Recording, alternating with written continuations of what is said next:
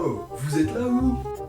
Ok, j'avais envie de commencer cette vidéo sur les chapeaux de roue parce que je vois bien que vous êtes un petit peu endormi après votre vidéo de Mastu ou d'Inoxtag ou je ne sais quel autre youtubeur beaucoup moins bon que moi. Donc là, petite story time, histoire d'être un vrai youtubeur, tu connais cette youtubeur. Donc comme à mon habitude, j'étais en train de traîner sur ce réseau démoniaque qu'est Twitter, tu connais, et comme à chaque sortie de son de Freeze Corleone, il fallait qu'il y ait un bon million de comptes qui lui suce la bite goulûment parce que ah non, Freeze Corleone il est beaucoup trop technique ce mec, mais il est complètement malade, il est fou.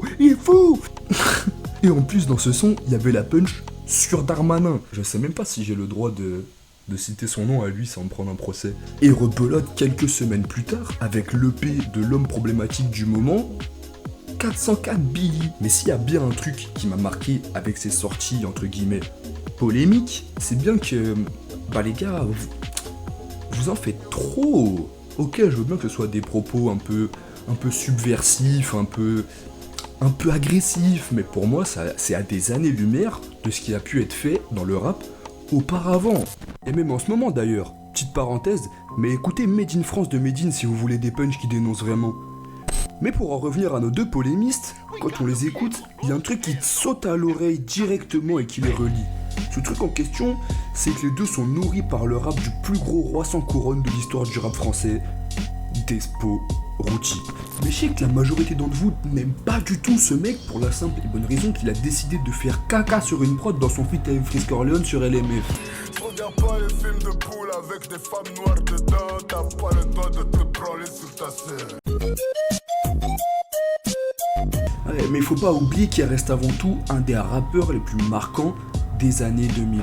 Bah ouais, c'est pas pour rien que Freeze l'invite sur un album qui était censé le révéler au grand public, même avec 3 litres dans le sang, et que 404 Billy lui dédie un morceau sur son dernier projet. En termes d'icône et d'aura, je suis désolé, mais Despo, pour moi, c'est au même niveau qu'un Rimka ou qu'un Keri. Enfin bref, comme d'hab, les intros sont trop longues, donc j'accélère un peu parce qu'en plus on a un sacré steak à cuisiner aujourd'hui. Alors oui, on va parler de Despo Ruti, et qui est Despo Roots, et qui est Meister, mais en ciblant quand même un peu l'étude, et comme c'est moi le youtubeur, je décide de pas parler de sa vie. Ouais, mais c'est pas toi qui décide. J'avais plutôt envie de parler de son album que j'ai le plus saigné et qui est sûrement le plus iconique au passage aussi. Après le titre est giga explicite et j'ai peur que YouTube me place un gigatose si je dis le nom à voix haute. Oh bah les couilles, pas monétisé. Donc l'album s'appelle Conviction suicidaire et c'est un des albums les plus agressifs qui m'ait été donné d'écouter. Mais pas dans le style de Caris qui lui tu sais, il va t'impressionner avec des punchlines comme « Elle croit que je suis en train de la doigter, je lui mets mon gros doigt de pied. » Oh ben, lui il va plutôt t'impressionner avec des phrases et des punchs là où tu vas plutôt te dire « Est-ce qu'il vient vraiment dire ça? Il est malade ce mec !» Mais attention, toutes les punchs qu'il va dire peuvent être voulues hyper violentes exprès, car déjà à l'époque il avait bien compris que la polémique c'était de la pub facile et qu'il serait pas beaucoup sur le créneau. Après, moi je me dédouane complètement de tout ce qu'il a pu dire, c'est lui, pas moi, je suis qu'un analyste. T'es en train de perdre tes couilles mon gars.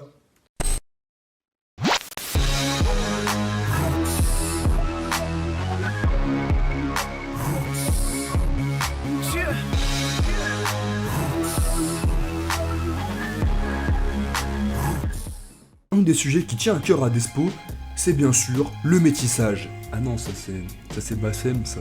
Non, lui, ce qui lui tient plutôt à cœur, c'est l'individualité.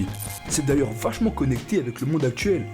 Bah ouais, Despo Ruti qui parle du racisme, c'est le même genre de combat que ce bon vieux Carteron. Là où Nekfeu, il va dire que les blancs devraient se mettre à genoux devant les noirs pour se faire pardonner du passé et de cette société raciste.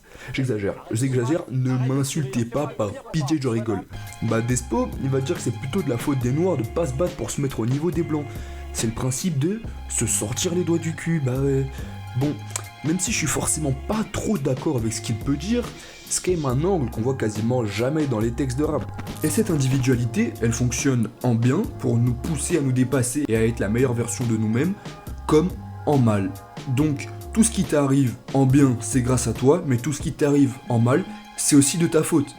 Lui, il est vraiment dans un autocentrisme de fou. Donc pour lui, ne jamais rejeter la faute sur le système, c'est trop facile. Tu resteras toujours le seul fautif. Et là tout de suite, ça me fait penser à la fameuse phrase « Faites ce que je dis, pas ce que je fais ». parce qu'il assume complètement d'être un putain de flemmard. Et ça, c'est quand même pas trop ce qu'il prône dans ses sons. Donc on peut justement aborder ce côté complètement contradictoire de Despo Lutz. Bah ouais, il rappe et crache sur à peu près toutes les causes qui peuvent exister, donc ça lui arrive souvent d'avoir un avis précis sur un son, puis un autre complètement différent sur un deuxième. Et c'est là qu'il faut prendre du recul pour capter, car c'est un artiste qui est tout dans la nuance. Il faut prendre du recul sur ses textes parce qu'il balance souvent des phrases crues, à la limite de la polémique. Mais le vrai message est à chercher plus profond. Donc t'écoutes pas seulement le son crari lourd. Mais tu fais marcher ton cerveau pour te dire plutôt qu'est-ce que t'as voulu dire par là, chef. Les thèmes, on va dire crus que peut aborder Despo, c'est toujours dans cette optique pour lui de rester vrai. Ce qu'on pourrait reprocher à certains rappeurs d'aujourd'hui qui évitent certains sujets assez épineux pour éviter de se grailler une sauce. Mais en vrai, moi, j'ai rien à voir avec le mouvement. Je suis pas du tout homophobe. C'est ça qu'il faut toujours faire attention à ce que vous allez écrire ou partager sur le net, parce qu'il peut y avoir trop retombé. Il veut pas incarner de personnage et dire tout ce qui lui passe par la tête. Cette ligne de conduite du rester vrai, ça peut faire un peu penser à Makala aujourd'hui. Et en parlant de ce positionnement qui a peut-être pu inspirer pas mal de rappeurs aujourd'hui, il y a aussi cet aspect de dénigrer complètement l'industrie musicale, qu'on peut retrouver chez un mec comme Alpha One récemment. Pas de film, ça mêle pour faire plaisir aux radios.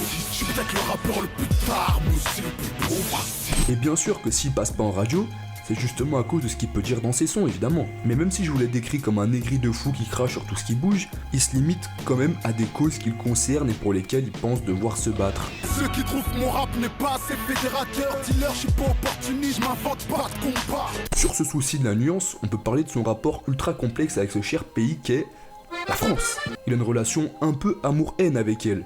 Comme tous les fils d'immigrés au final. Il dit bien qu'il aime ce pays, mais d'un autre côté, il appelle à la révolution. Tout comme il dit qu'il se sent bien citoyen français, mais qu'il veut quand même saigner la France. Mais c'est pas sans raison, c'est parce qu'elle le rejette aussi, lui, le noir de banlieue, et pour ce qu'elle a pu faire subir à son peuple d'origine. Et comme je le disais, c'est un sentiment qui est partagé par une bonne partie des fils d'immigrés en France.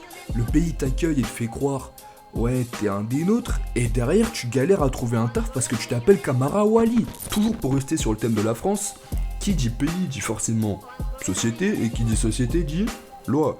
Et notre cher Despo, c'est pas la partie qu'il aime le plus en gros. Et il la dénonce aussi. Il y a un beau lien entre lui et un punk anarchiste de 40 ans qui boit de la 8-6 sous des ponts. Mais bref, de toute façon, le rap ça s'est jamais voulu très ami de tout ce qui est loi, force de l'ordre, tout ça vous connaissez. Après, lui c'est pas par pur anarchisme qu'il dit des trucs comme ça. La volonté qu'il a derrière ce fuck la loi, c'est bien de garder l'humain au-dessus des lois justement. Et là-dessus, je suis plutôt d'accord avec lui cette fois.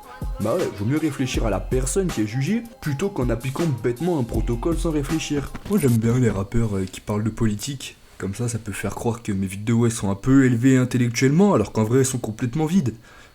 Et pour continuer de parler du système français, ce magnifique système, au-delà de pas aimer la loi, Despo aime pas le gouvernement non plus. Pour lui, gauche, centre ou droite, c'est la même merde, c'est tous des pourris. Un petit avis politique un peu facile, mais a-t-il tort? A-t-il tort? Il n'a aucune confiance en ce système et il compare les différences entre les partis au changement de couleur sur les capsules d'héroïne.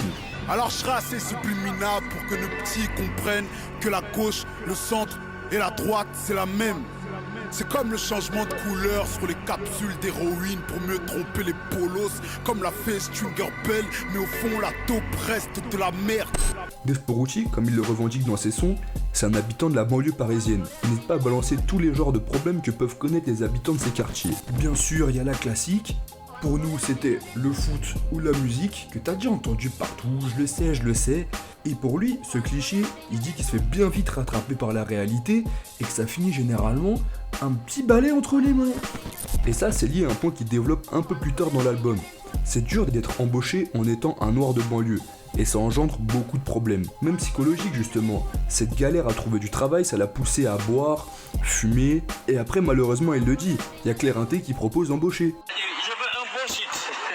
Ces problèmes psychologiques se reflètent même dans les yeux des parents immigrés qui font semblant d'être heureux avec un taf atroce en habitant dans un HLM insalubre. Et ce rejet de la société, pour lui, le seul moyen de le surmonter, c'est en réussissant financièrement. C'est que par l'argent qu'il réussira à être validé par les classes les plus hautes. Même si elles le verront sûrement toujours jamais à leur hauteur car elles restent noires de banlieue. Rappelez-vous, tout à l'heure je vous ai dit, ça, un des sujets qui tient à cœur à Despo, c'est bien sûr le métissage. Je rigolais, mais au final, il y a quand même un petit peu de vrai dans ce que j'ai dit. Parce que sur l'album, il a dédié un morceau entier à ce sujet-là. Et le titre de ce morceau, c'est L'œil au beurre noir. L'œil au beurre noir qui est un jeu de mots entre l'œil au beurre noir que tu te prends sur un petit cocard et beurre pour désigner les Arabes. Au-delà même du métissage, c'est un morceau sur une quasi-guerre noire contre Arabes. Et pour ce sujet-là, il a décidé de faire les choses bien en invitant un des autres rappeurs les plus importants de l'époque. Je parle bien évidemment de Ness. Bah non, pas ce fils de chien, Nesbill. Et ce son, c'est une compilation des mots et expressions les plus racistes que j'ai jamais entendus. En fait, les deux artistes décident de faire une quasi-sélection de toutes les critiques que peuvent se faire les Noirs et les Arabes. Mais ça, c'est des phrases qui normalement ne se disent jamais. Et là, on rentre toujours dans ce propos de ne jamais lisser son personnage et de toujours tout dire, ce qui peut lui passer par la tête, quitte à ce que ça choque. Et des deux côtés, autant vous dire que ça choque pour de vrai. Je vous fais une petite compilation de ces punchs qui donnerait le tournis à n'importe quel membre de la Lycra. Depuis le 11 septembre, les Harbies sont plus à la mode, elles kiffent toutes les renois. Le lait ne se mélange pas avec la vodka. Ma vie, une hourie, jamais je donnerais ça à ma macaque. Pourquoi y'a des noirs au Maghreb, Inès? De quelle couleur étaient les pharaons égyptiens? Parmi les sujets sur lesquels j'ai vraiment envie de rebondir, il y a bien sûr le métissage. Parce que j'ai l'impression que c'est un sujet qui revient sur la table tous les 2 jours et que moi-même je suis métisse en plus. Concernant le mariage Renoir-Rebeu, il souligne bien qu'il peut y avoir de très lourdes conséquences. Bah ouais, car généralement, aucune des deux familles n'accepte ça. Et dans certains cas, ça a vite fait tourner au drame mais qu'un affrontement famille contre famille. Nesbill le souligne d'ailleurs très bien en disant que s'accoupler avec un Khal ce serait mettre la honte à la famille. Et il dit même que dans sa famille, comme dans celle de Despo, il y a sûrement autant de haine que chez les Le Pen. Du côté de Despo, il dit que s'il avait une fille avec du sang maghrébin, les Noirs ne seraient pas d'accord car ce serait une honte pour ses ancêtres esclaves en Afrique du Nord. Le racisme entre les Noirs et les Arabes, c'est clairement pas celui qui est le plus médiatisé. Mais il existe bien sûr tout autant que les autres et est tout aussi présent. C'est trop facile de penser que juste parce que c'est 2 minorités en France, les deux vont s'entraider et s'aimer comme si de rien n'était. Non, et même globalement. Nesbill souligne d'ailleurs très bien que l'unité africaine, la fraternité africaine, c'est que du vent. Après, faut aussi souligner que l'album est sorti en 2010 et que peut-être qu'entre temps, j'espère en tout cas que les mentalités ont pu évoluer un peu des deux côtés. Ensuite, on peut parler du sujet le plus polémique de sa carrière, bien sûr, la religion. Despo, il a un rapport assez particulier avec ça. Il affirme bien être croyant, c'est-à-dire qu'il croit bien en un être supérieur, mais ne s'identifie pas comme chrétien ou musulman. Sachant que ses parents sont chrétiens d'ailleurs, et c'est pour eux une énorme déception que leurs fils ne suivent pas leur chemin. Dis à mes détracteurs qui respirent, je crois en un être supérieur. Mais dis-leur que si lui m'autorise à continuer à vivre dans l'erreur, quand les croyants me le reprochent, ils se mettent au-dessus de Dieu, et ce péché est plus grave qu'un meurtre. Ça, c'est la punchline qui lui a valu le plus de problèmes. Il sous-entend que les croyants qui le critiquent, en faisant ça, se placent au-dessus de Dieu, car il est normalement seul à pouvoir juger.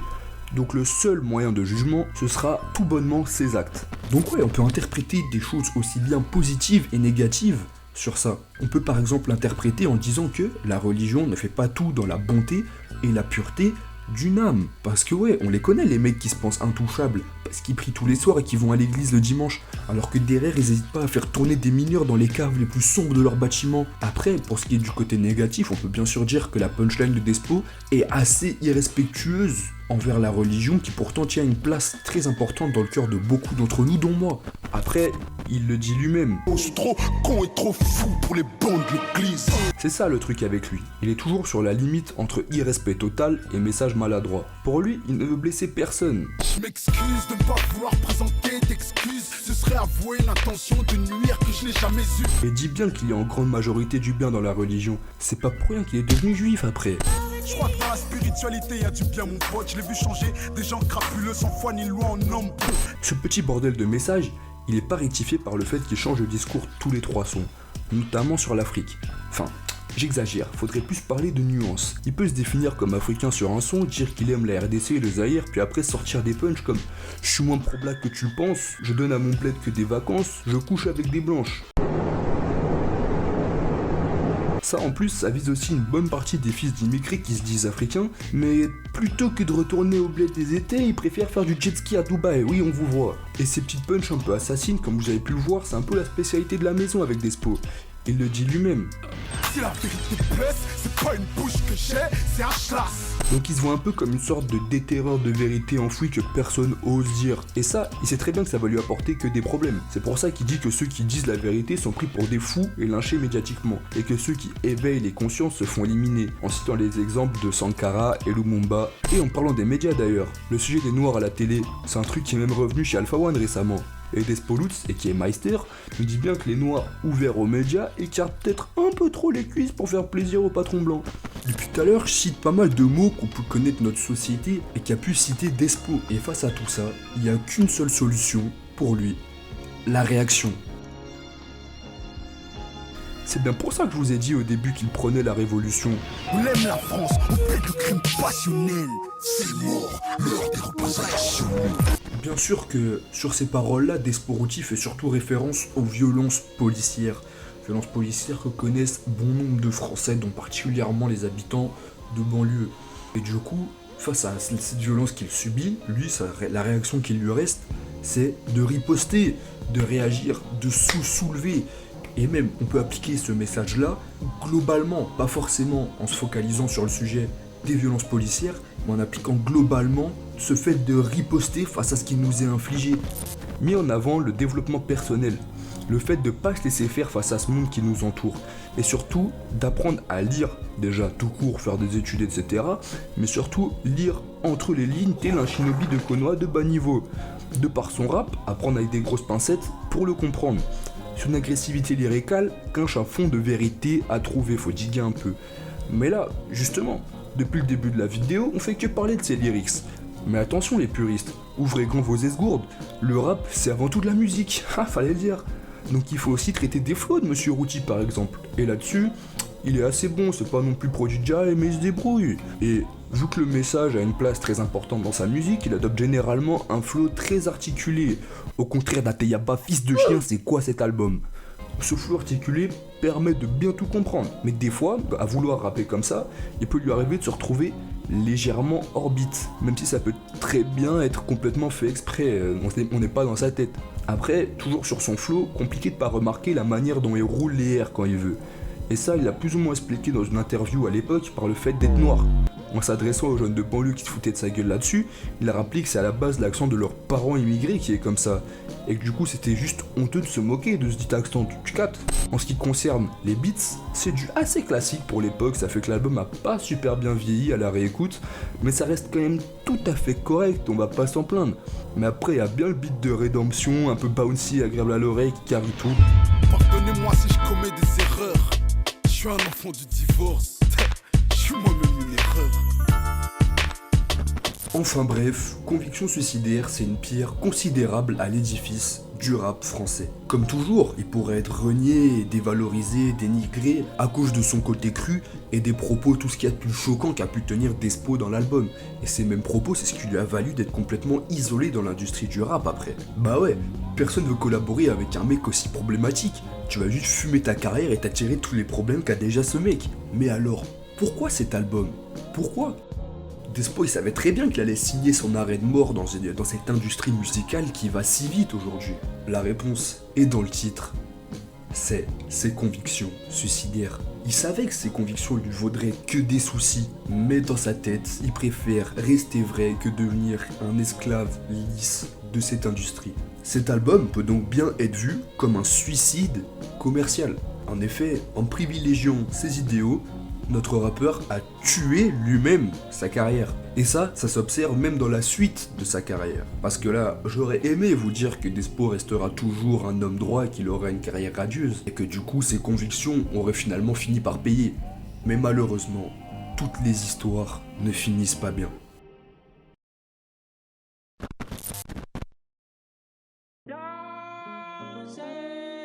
L'album n'a pas rencontré le succès commercial escompté, et Despo connut une véritable descente aux enfers progressive après ce projet. Entre aller-retour en hôpital psychiatrique, drogue, alcool, album commun avec Gizmo, la suite de la vie de l'artiste ne s'est pas toujours très bien déroulée. Et même récemment, des vidéos de lui mal en point ont refait surface sur Twitter. Je me dis maintenant que j'aimerais lui rendre hommage à mon échelle avec ma chaîne YouTube. Même si je suis pas rap plume, au moins le faire c'est déjà pas mal. Mais attention, l'enterrez pas tout de suite non plus le vieux père. Parce que bon, il n'a pas non plus complètement arrêté sa carrière d'artiste. Encore récemment, je suis tombé sur des petits extraits sur des petites vidéos de lui passant sur YouTube, même si c'est pas sa chaîne actuelle qui upload le compte, même si c'est pas sa chaîne actuelle qui upload la vidéo, on dirait bien qu'il s'est mis au slam.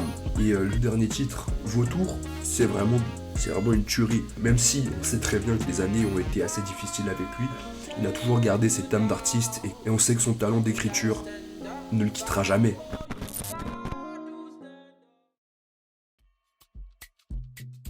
Bon les gars, merci pour cette vidéo, merci d'avoir regardé cette vidéo.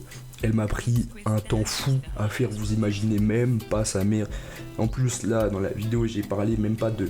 Je pense que j'ai même pas parlé de la moitié des choses qu'il y a à dire sur cet album. Parce que c'est vraiment un des albums les plus complets, avec le plus de messages que j'ai jamais entendu. Mais bref, merci d'avoir regardé. Déposez un petit like, bientôt j'ouvre un compte Twitter pour la chaîne, donc restez à l'affût. Continuez de liker et de m'insulter en commentaire sur la vidéo sur Youvdi, c'est lourd. Allez, bye bye.